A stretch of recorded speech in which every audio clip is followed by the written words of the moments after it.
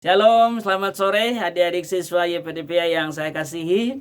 Sore hari ini kita akan belajar firman Tuhan, bertemu lagi dengan Bang Parlin. Mari kita terlebih dahulu berdoa. Bapa di dalam sorga, terima kasih untuk kesempatan di sore hari ini. Sehati kami meninggikan Tuhan melalui persekutuan kami, dan kami rindu saat ini untuk merenungkan sabda-Mu. Berbicaralah bagi kami semua. Roh Kudus mengurapi, Roh Kudus membawa kami kepada seluruh kehendak Tuhan. Dalam nama Yesus Kristus kami berdoa. Amin. Baik adik-adik yang dikasihi Tuhan, sore hari ini tema kita adalah bagaimana Injil mengubah hidupmu. Saudara, adik-adik yang dikasihi Tuhan, tentu kita semua sekian lama sudah mengikuti persekutuan siswa di YPDPA. Bahkan jauh sebelumnya kita dilahirkan dari keluarga-keluarga yang mengikut Tuhan Yesus, keluarga Kristen. Kita bersyukur papa mama kita adalah orang-orang yang mengasihi Tuhan, percaya kepada Tuhan. Dan kita adalah orang-orang yang sudah diperkenalkan kepada Tuhan Yesus sejak masa anak-anak kita. Mungkin masih ingat waktu sekolah minggu dulu, kita begitu antusias, bersuka cita bersama teman-teman ketika belajar firman Tuhan, bersekutu bersama di gereja kita masing-masing.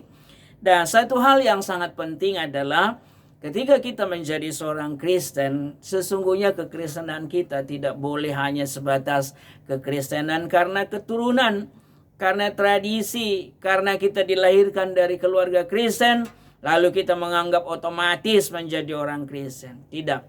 Adik-adik yang dikasihi Tuhan, harus ada satu momen, satu kesempatan, satu waktu yang khusus di mana kita mengalami perjumpaan dengan Tuhan Yesus kita. Adik-adik yang dikasihi Tuhan Yesus, ada orang-orang tertentu begitu kehidupannya yang lama sebagai seorang yang jahat, yang dikategorikan orang yang tidak baik, orang yang tidak mengenal Tuhan. Tapi pada satu titik dia bertemu dengan Tuhan Yesus, dia bertobat, dia percaya, mengaku Yesus sebagai Tuhan dan Juru Selamatnya. Dia diubahkan oleh Yesus sendiri melalui firman-Nya. Maka dia yang dikasihi Tuhan, kalau tema kita ini, kita jawab bagaimana Injil mengubah hidupmu. Masing-masing kita harus memiliki sebuah pengalaman mengikut Tuhan, bersama Tuhan. Bahwa di satu titik kehidupan kita, waktu kita sungguh-sungguh percaya dan mengaku Yesus sebagai Tuhan Juru Selamat. Dari mana kita tahu bahwa Yesus mengasihi kita, Yesus rindu mengampuni kita? Dari mana kita tahu bahwa Yesus menyelamatkan kita? Itu dari firman Tuhan, Injil yang menyelamatkan kita. Saya bacakan satu bagian firman Tuhan. Yang pertama untuk adik-adik dari Roma pasal yang pertama, ayat yang ke-16 sampai ke-17. Rasul Paulus menuliskan firman ini begini. Sebab aku mempunyai keyakinan yang kokoh dalam Injil, karena Injil adalah kekuatan Allah yang menyelamatkan setiap orang yang percaya. Pertama-tama orang Yahudi, tetapi juga orang Yunani. Sebab di dalamnya nyata kebenaran Allah yang bertolak dari iman dan memimpin kepada iman. Sebab ada tertulis, orang benar akan hidup oleh iman. Adik-adik yang dikasihi Tuhan Yesus, keyakinan kita kepada Injil. Injil sesungguhnya pengertian sederhananya adalah berita keselamatan dari Tuhan. Berita kelepasan, berita kasih dari Tuhan kepada manusia yang dibelenggu dosa. Dan Yesus Kristus datang diutus oleh Bapa ke dunia ini untuk mengurus dosa kita. Injil itu adalah firman Tuhan ini. Awalnya Injil maksudnya itu keempat kitab Injil, Matius, Markus, Lukas, Yohanes. Tapi sesungguhnya pengertian yang lebih luas, seluruh isi dari Alkitab kita, firman Tuhan yang kita percaya ini adalah Injil Tuhan. Artinya ini adalah berita keselamatan yang datang dari Tuhan, yang meyakinkan kita, yang mengajari kita, yang memimpin kita kepada seluruh kebenaran Allah. Itu sebabnya Injil ini menjadi sebuah kekuatan yang berkuasa yang dari Tuhan. Karena Tuhan sendiri yang bicara, maka Tuhan sendiri berkuasa atas setiap ucapannya. Contoh misalnya, kalau ada seorang abang becak menyampaikan sebuah pesan untuk seluruh kota Medan ini, sesuatu yang misalnya hari tanggal sekian semuanya libur. Nah, apakah orang Medan mempercayai dia untuk semuanya libur? Pasti enggak. Siapa dulu yang ngomong, kita harus lihat ya. Tapi coba kalau misalnya Presiden Jokowi yang ngomong tanggal sekian semua masyarakat Indonesia begini. Misalnya sama seperti yang diucapkan abang beca itu. Maka semua kita pasti mempercayai dan mentaatinya. Karena yang bicara itu adalah seorang yang berotoritas, berkuasa, yaitu presiden sendiri. Nah, apalagi kalau Tuhan yang bicara. Ketika Allah kita di dalam Kristus Yesus bicara tentang kasih Allah, bicara tentang kelepasan dari dosa, bicara tentang jalan keselamatan, yaitu melalui Injil ini yang disampaikan oleh para nabi beribu-ribu tahun yang lalu. Para nabi berturut-turut dari zaman ke zaman sampai kepada Yesus Kristus, sampai kepada Rasul Paulus yang menulis surat Roma ini mengatakan bahwa Injil ini adalah kekuatan Allah yang menyelamatkan setiap orang. Maka kita layak mempercayai. Dari Injil inilah kita tahu bahwa Tuhan Yesus mengasihi kita. Tuhan Yesus telah mati di kayu salib untuk menebus kita. Dari Injil inilah kita tahu bahwa ketika kita percaya kepada Yesus Kristus, seperti yang dikatakan ayat 16, yang menyelamatkan setiap orang yang percaya. Yohanes 3 ayat 16, adik-adik masih ingatkan? Karena begitu besar kasih Allah akan dunia ini, sehingga ia telah mengaruniakan anaknya yang tunggal, supaya setiap orang yang percaya kepadanya tidak binasa, melainkan beroleh hidup yang kekal. Nah, untuk itu disebut perlu percaya, perlu iman di ayat yang ke-17. Orang benar akan hidup oleh iman, dari iman dan memimpin kepada iman. Maka yang pertama, Injil mengubah hidup kita adalah urusan hidup lama kita diubah menjadi hidup baru. Itulah pertobatan. Itulah menerima Yesus sebagai Tuhan dan Juru Selamat. Ada banyak kisah dan kesaksian tentang bagaimana hidup mereka diubah. Misalnya Martin Luther, ya Bapak Gereja yang kita kenal itu Bapak Gereja Reformasi. Hidupnya dulu dia anggap dan pengajaran yang didapat kalau supaya berkenan kepada Tuhan, maka dia harus melakukan ini itu. Bila penting menyiksa diri, berdarah-darah supaya Tuhan berbelas kasihan sama dia. Dia pernah naik tangga gereja, banyak tangganya, terus pakai lutut sampai berdarah-darah. Dipikirnya kalau udah berdarah-darah lututnya, maka Tuhan berkenan kepada dia. Tuhan mengampuni dia. Lalu pada suatu saat dia temukan bagian ayat ini. Orang benar akan hidup oleh iman. Adik-adik yang dikasihi Tuhan, kita bersyukur. Kalian semua sudah dibina di Departemen Pelayanan Siswa. Kita sudah diajari tentang Yesus Kristus sebagai Tuhan dan Juru Selamat. Ayo teguhkan imanmu sungguh-sungguh, yang engkau harus percaya dan sungguh-sungguh meyakini menerima Yesus sebagai Tuhan dan Juru Selamatmu. Itulah awal pertama sekali hidup kita diubah. Hidup kita menjadi baru. Injil keselamatan ini mengubah hidup kita.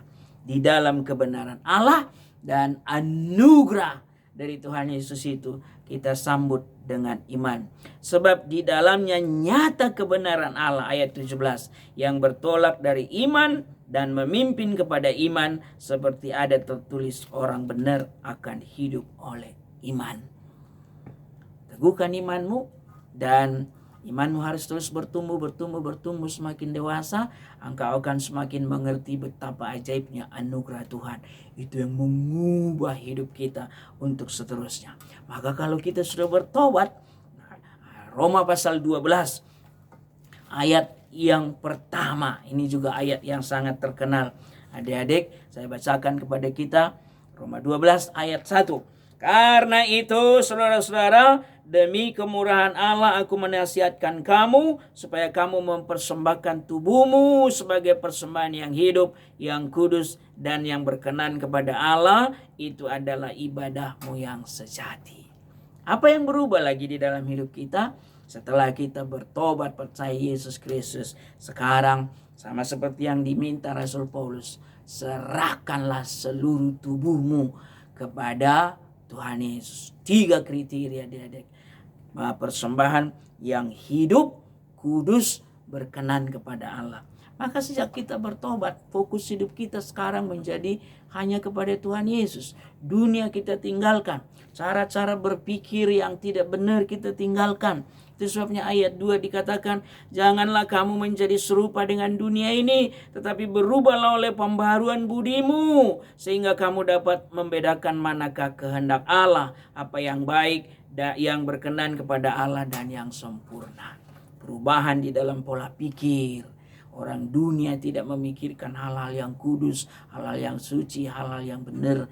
Tapi kita, ketika Roh Kudus sudah ada dalam hidup kita, kita dipimpin kepada hal-hal yang benar, tindakan, aktivitas, pola pikir, keputusan-keputusan kita, segala hal yang menyangkut bagaimana kita merancang masa depan kita ke depan, kita dipimpin dalam kebenaran. Adik-adik dalam sekolah, adik-adik dalam belajar, adik-adik di dalam merumuskan cita-cita masa depanmu, semua sekarang ada di dalam penyerahan kita kepada Tuhan Yesus. Yesus yang memimpin, Yesus yang mengarahkan, Yesus yang menuntun adik-adik semua menuju masa depan.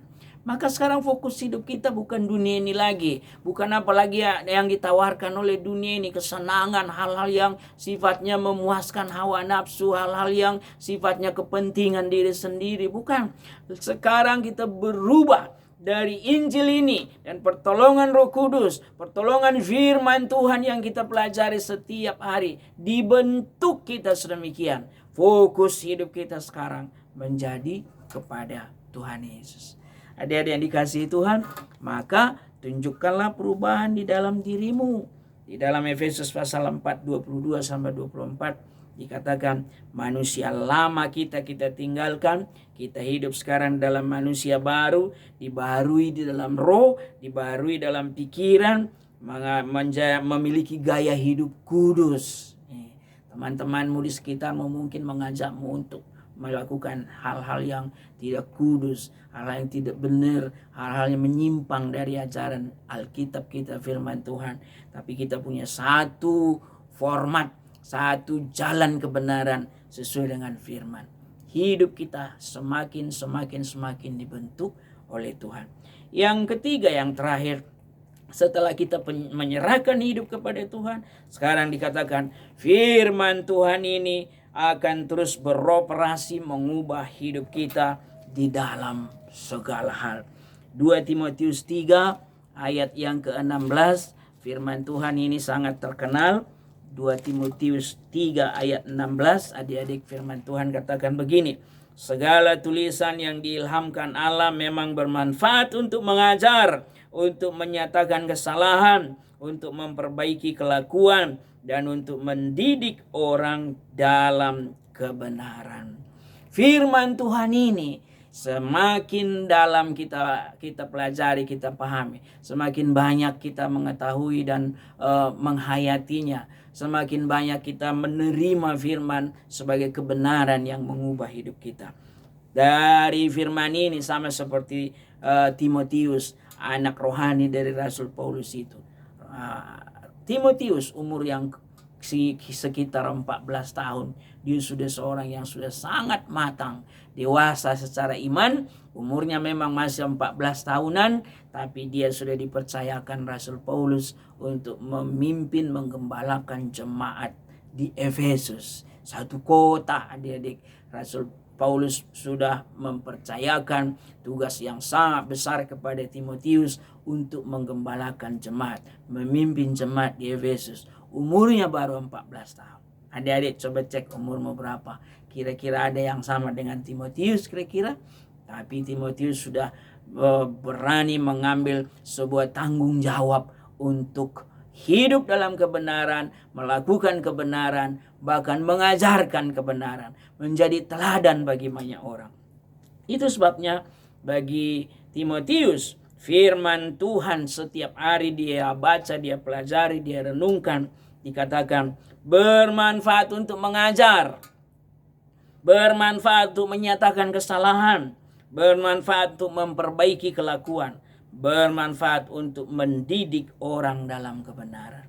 Firman inilah yang mengajarkan kita banyak hal, termasuk nilai-nilai kehidupan, etika moral, bagaimana bersikap, bagaimana mengasihi Tuhan, bagaimana mengasihi sesama, bagaimana hormat kepada Tuhan, hormat kepada orang tua, bagaimana bertanggung jawab, bagaimana menjadi pribadi yang benar, yang matang, pribadi yang dikasihi Tuhan, pribadi yang bertanggung jawab. Firman inilah yang menyatakan, oh kesalahan di masa yang lalu yang begini-begini saya lakukan, sekarang tidak boleh lagi. Saya menjauhinya, saya tinggalkan itu. Saya memilih jalan-jalan kebenaran. Saya tidak mau lagi ikut-ikutan orang lain. Firman Tuhan inilah yang memperbaiki kelakuan kita. Oh dulu saya bandel sekali, tapi ketika firman beroperasi, berubah menjadi orang yang sangat manis, baik, dipuji orang, menjadi kebanggaan bagi orang tua, kebanggaan bagi guru, kebanggaan bagi keluarga besar. Senang teman-teman kita ketika kita ada bersama mereka, karena patut diteladani. Firman Tuhan inilah juga yang mendidik kita masuk dalam seluruh kebenaran. Ajaran-ajaran dunia ini bisa membawa kita jauh dari kebenaran. Teman-temanmu di sekolah, teman-teman di lingkungan bisa, kalau mereka tidak mengenal Tuhan, bisa mempengaruhimu, mengajakmu untuk melakukan hal yang tidak benar, menyimpang dari Tuhan, menjauh dari Tuhan, melakukan hal-hal yang bertentangan dengan firman. Tapi firman ini akan selalu mengarahkan kita menjadi pribadi, remaja-remaja, siswa-siswi yang sungguh-sungguh berkomitmen mengikut Tuhan Yesus dengan benar. Firman sebagai Injil kebenaran Allah, itulah yang mengubah hidup kita terus menerus. Sampai kapan adik-adik? Sampai selesai hidup kita di dunia ini. Bang Parlin sudah lebih dahulu mengenal Injil dari kalian. Abang udah 30 tahun yang lalu, 31 tahun yang lalu bertobat, menyerahkan hidup sama Tuhan Yesus, sekolah teologi, jadi hamba Tuhan, pemberita firman, pemberita Injil. Sampai hari ini firman Tuhan masih terus membentuk. Masih ada bagian-bagian hidup yang harus diurus, harus dibereskan supaya semakin serupa dengan Tuhan Yesus sampai selesai kita dari dunia ini. Adik-adikku, lanjutkanlah hidup setia mengikut Tuhan Yesus. Rajin baca Alkitab, rajin mempelajari bagian-bagian firman, dan lebih dari itu kita bertekad untuk melakukannya.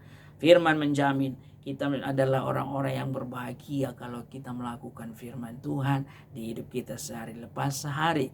Firman inilah yang membentuk kita menjadi pribadi yang membanggakan, pribadi yang berkenan kepada Tuhan, pribadi yang dikasihi Tuhan, pribadi yang memuliakan nama Tuhan di hidup kita sehari lepas sehari.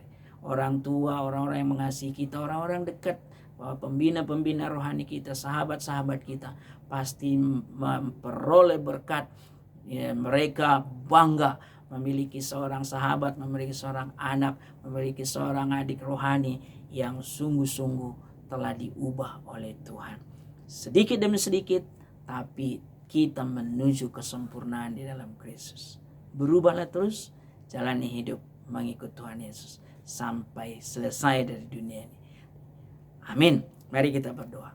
Bapa di sorga, terima kasih atas firman-Mu. Kami bersyukur buat kebenaran ini, Injil kebenaran Allah, Injil Kristus sebagai kekuatan Allah itu telah mengubah hidup kami. Sejak kami percaya Yesus, bertemu dengan Tuhan Yesus Kristus sebagai Tuhan dan Juru Selamat kami, hidup kami terus diubah.